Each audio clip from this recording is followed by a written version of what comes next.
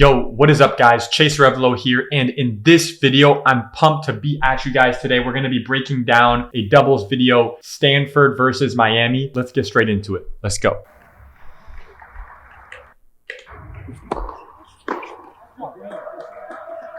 In doubles, down the middle solves the riddle. If you don't know where to go, utilize the serve to the body, okay? And let's continue.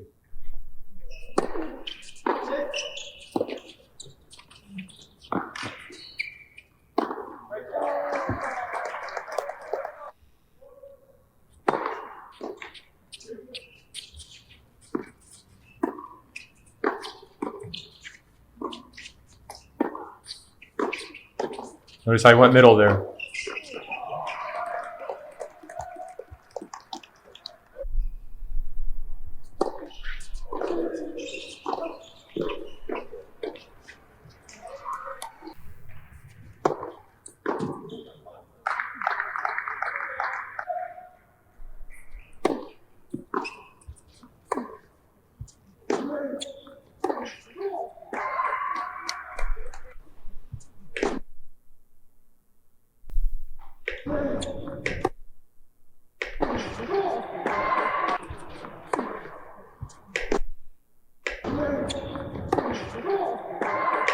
If you're new to doubles, one of the goals that you and your teammate should have is very simple. Get both players to go into net. That should be one of your strategies that you follow, is try to find yourself with both of you guys on top of the net. Okay, let's continue.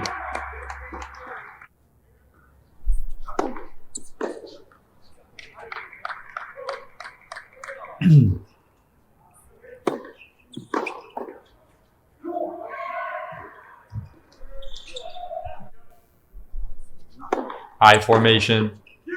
He went middle. He went middle again. He went middle again. In doubles, you can play big aggressive shots down the middle. It will also cause confusion with your opponents.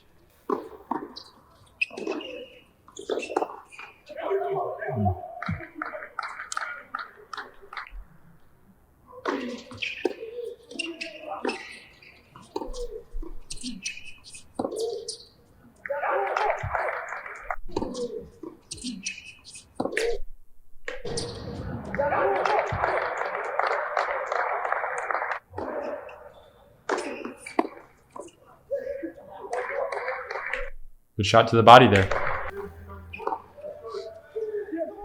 One thing in doubles to set as a standard for yourself, okay? Kind of an objective goal that you can have for yourself, okay? Very simple. When you're returning early in the match, make sure as a returner, you're not too predictable with just going cross court, trying to keep it away from the net player. At a higher level, you actually want to show your opponents that you're capable and you're willing, okay, to rip the ball down the line. So early in the match, you don't have to take crazy risk and, slap the ball down the line on every return, but strategically showcase a few of those early on. Even if you miss the ball, it's going to keep your opponents honest, okay? And it's going to keep them from kind of overcommitting to poaching and being kind of too predictable there, okay? So early in your match, set a goal to do 1 or 2 returns, okay, where you go big down the line early in the match to set the tone and let them know that I'm not just going to be going middle and cross on all these returns. I'm going to be aggressive and I'm willing to take risk and I'm willing to go line, okay? That's how you can keep your opponents honest and make sure that, when you're starting the match, they're not going to be kind of over cheating to poach, all right? Let's continue.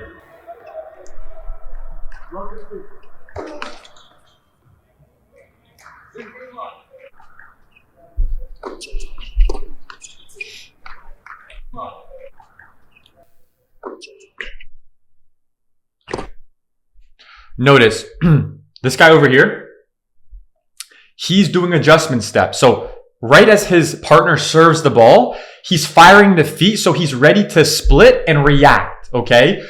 He's keeping his feet active. So no matter where his opponent goes, whether they try to pass him line, whether they go back cross, he's active and he has energy in his step to push off one side or the other. Okay. And react. It's all about reaction time. It's all about staying ready. So the best players in doubles will have the best footwork at the net as well.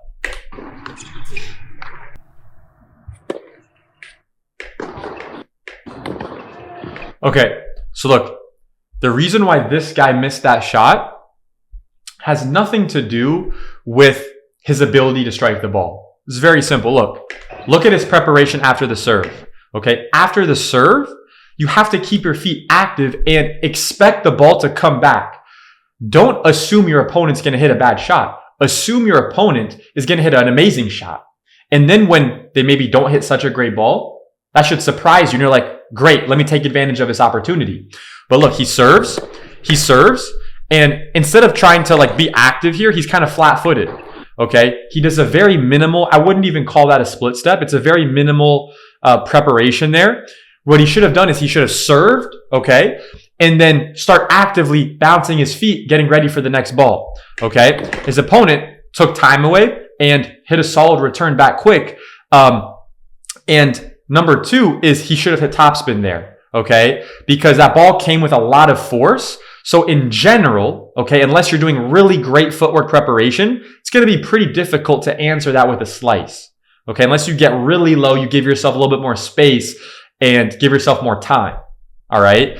So if you're facing a more difficult shot to your backhand side, if possible, keep two hands on the ball, on the racket. Keep two hands on the racket. All right, let's go.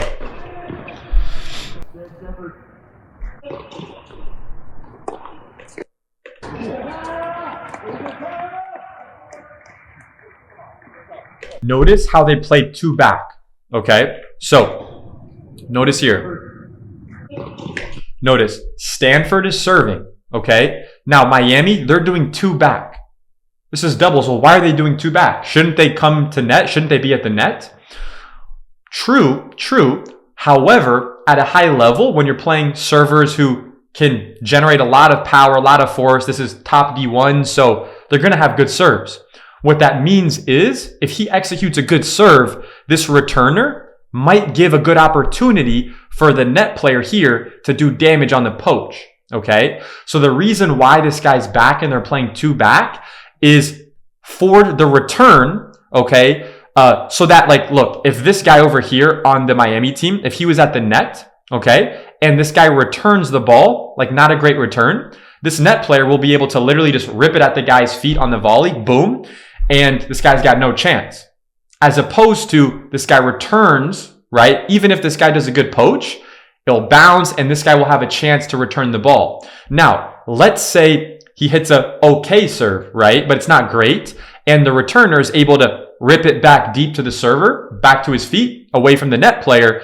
Then it's this guy's responsibility to then come into net. So what you'll usually see is, depending on the execution of the return, this player should be charging into net after a good return there, okay? So that's kind of some of the basic foundations of why the two back makes sense, especially at a higher level with good servers, okay? And that's kind of relative to your level, right? If someone hits a good serve that causes you to not be able to hit good, consistent returns, that's when you can start to utilize the two back returning, okay, in doubles. The key is, though, make sure you don't get caught just staying back the whole rally. Notice how he's starting to come in. He's starting to come in there, okay?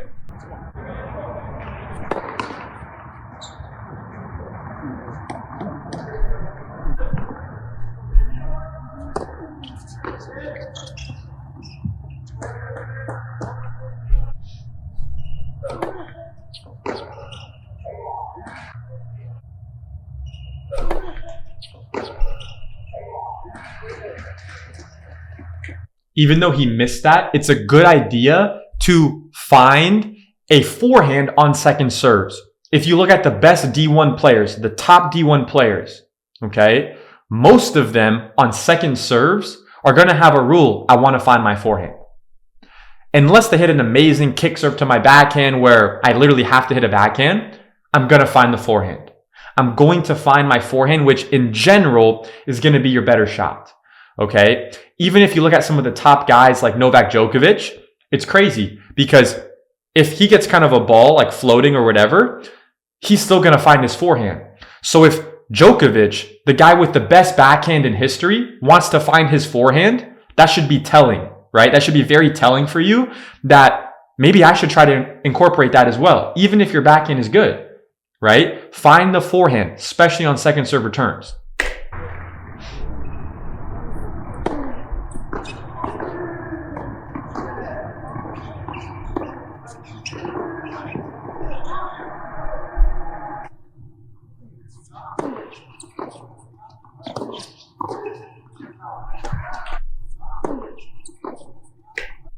Okay, so we hit a solid return. They're both coming into net.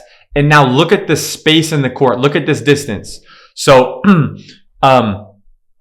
they hit the ball out wide here. He's got to move. Now look, they spread the court. Now there's all this gap. There's all this space here in the middle. So when he hits it to the net player does a good job of taking advantage of that and putting the ball away down the middle.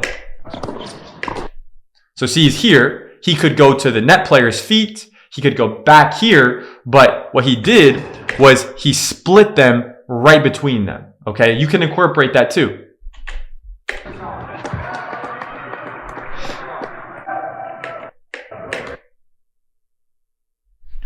Look at his shoulder, elbow angle on his serve, and look at how when he's right about to push from the ground to go up on his serve and generate that force up from his legs, okay, notice how his hand and his wrist are stacked above his elbow.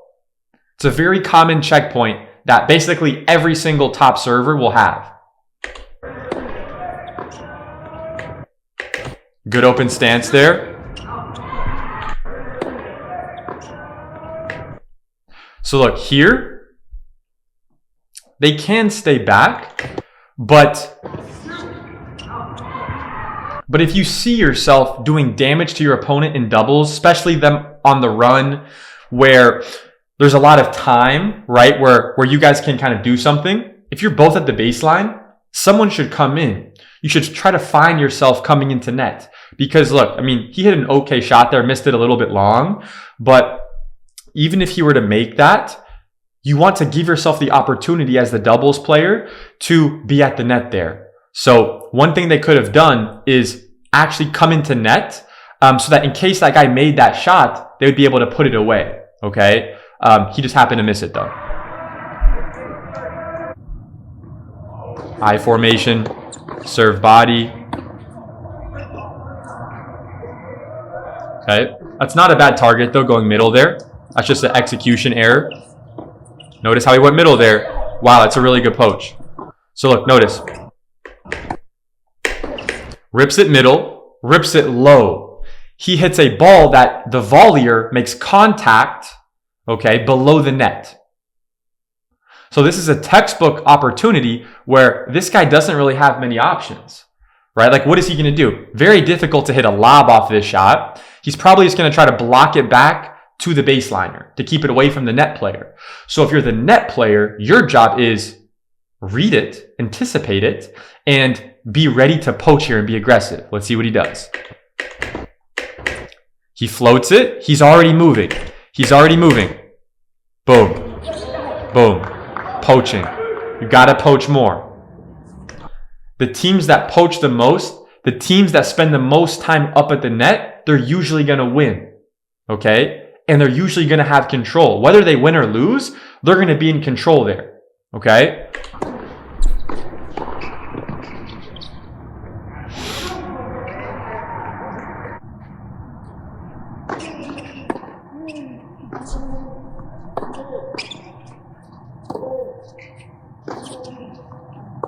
Good. Coming into net here.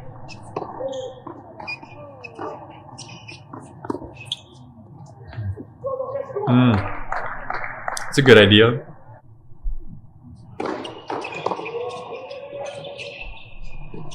Yeah, so there, it's like, okay, if you're starting to string together a few return errors, very simple. Return middle. If you're missing these balls, rip the ball big middle, okay? Think about it. Even if your ball might be going a little bit long, a little bit out, if you generate a lot of speed, it's going to give the net player an opportunity to maybe try to put a racket on it. And maybe they make a mistake. So at least you give yourself that opportunity, okay? Not a bad decision to go cross there. That's more of an execution error. But if, let's say, like you're in this position and let's say you miss a few returns, right? Dial it back. Go big middle okay, and keep it low on the return there. One thing to apply also on returns, okay? When you're blocking returns from really big, fast first serves, don't overdo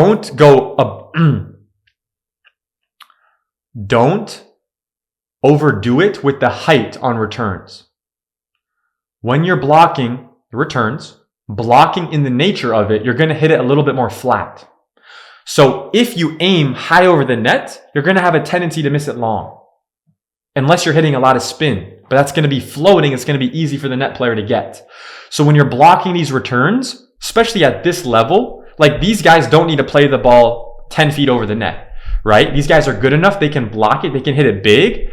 I would say about lower than 4 feet max. They could literally keep the ball like in a window between like 1 feet and 3 feet over the net on these returns, blocking back deep, middle, or cross. Okay. But the lesson there is when you're blocking the return, okay, and you're hitting it flatter, you don't have to hit it with so much height. Lower the height on your returns, especially when you're blocking it, hitting it big back. It's a good serve. Serve to the body.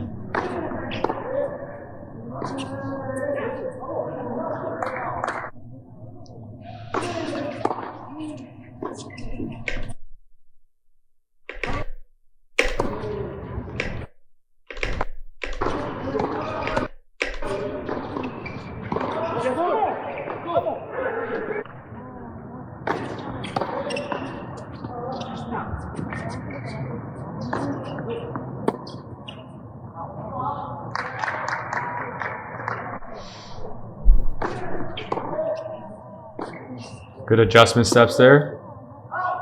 Nice. So look, he serves. Look, he lands. And look at how he gets space back. Look at how he's already behind the baseline. Right? Remember the point earlier where I was talking about the adjustment step footwork. I believe it was this guy beforehand when he was serving. Okay? This guy over here does a great job after he serves. Okay? He plants.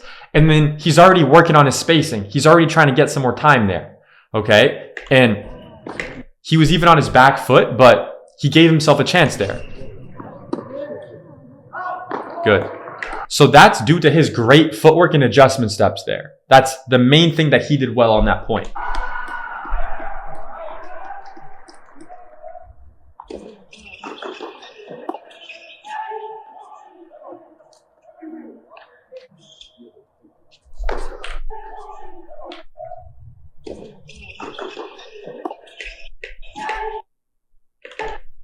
So look, there's nothing necessarily wrong with going close stance here, but in general, okay, when you get a neutral ball or a little bit defensive ball or you're on the run a little bit, okay, it's going to be a lot easier to execute a consistent ball by just setting up in the open stance. You're going to be a little bit more versatile with your options there, okay? So let's take a look.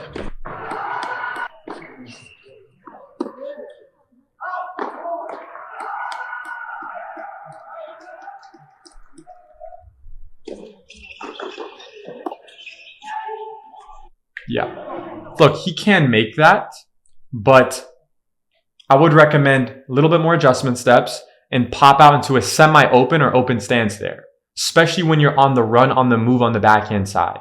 All right. It's a very common thing. I see a lot of errors from players, okay, even at a really high level, when they're on the run, on the backhand, trying to hit it close stance, when it's going to be easier for you to set up with your hips in the right position to fire your hips and generate force from the ground and have stability on your shot and be balanced. Okay. So it's not a wrong decision to go close stance there, but I think a better option would be pop out in the open stance.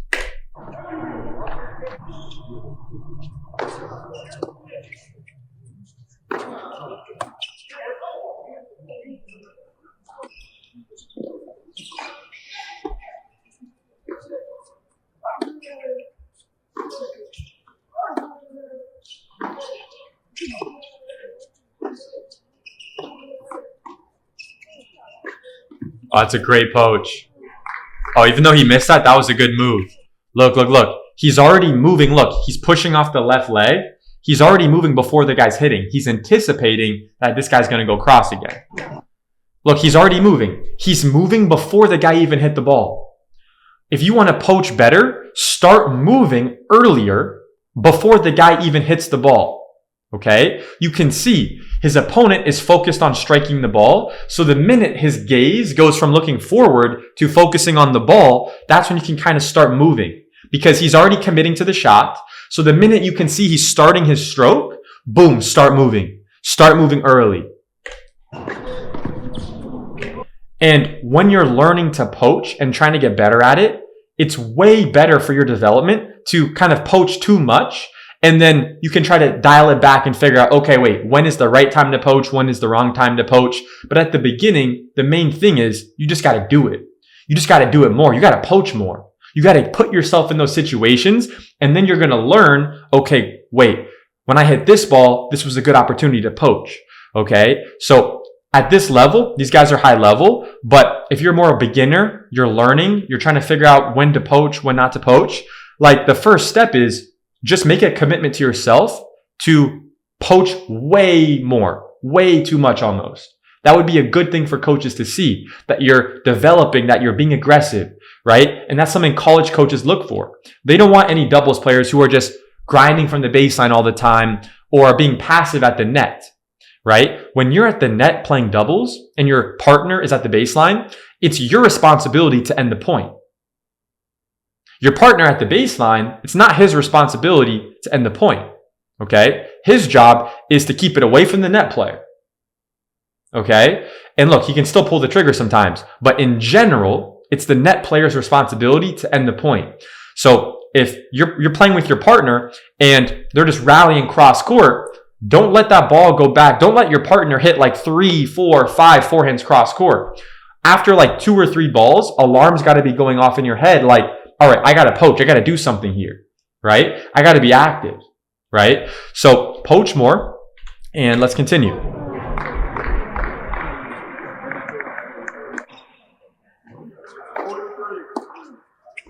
Nice, good return middle.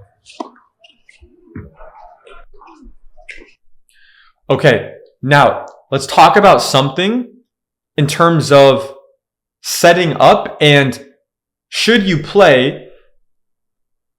So look, here you have a righty, okay, and you have a lefty, okay? Notice how they take this side where their forehands are going to be in the middle. Why are they doing that? The Bryan brothers also do that. The Bryan brothers, the best doubles team, one of the best doubles teams of all time, what do? They set up their points where they both have their forehand in the middle, okay? That should tell you a lot about the structure of these points and that there's going to be a lot of stuff happening in the middle, right? So the best doubles players, right? This is obviously a one righty, one lefty.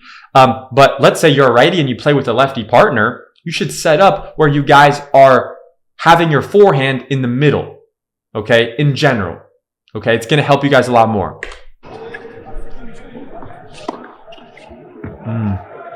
It's a good shot. Nice.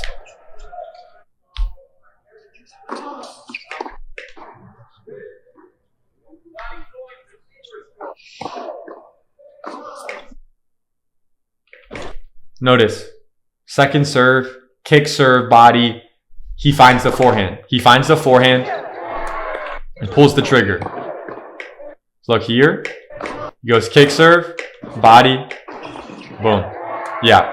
So if you're on Miami's side here and you're serving and it's deuce, you really want to make sure you get that ball to his backhand, right? Or at least this guy's got to do the best footwork in history to find his forehand. And if he can do that, that's too good, right? Give him credit.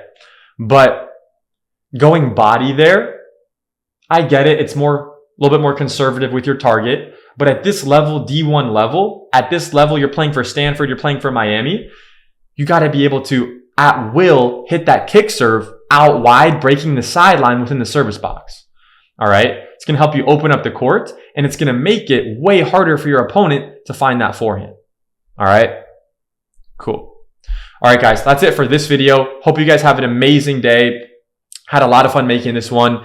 And if you got any value out of this, like the video, comment, subscribe, and subscribe again. Tell your friends, tell your parents, tell your family, subscribe to the channel. I'll see you guys in the next one. Peace out.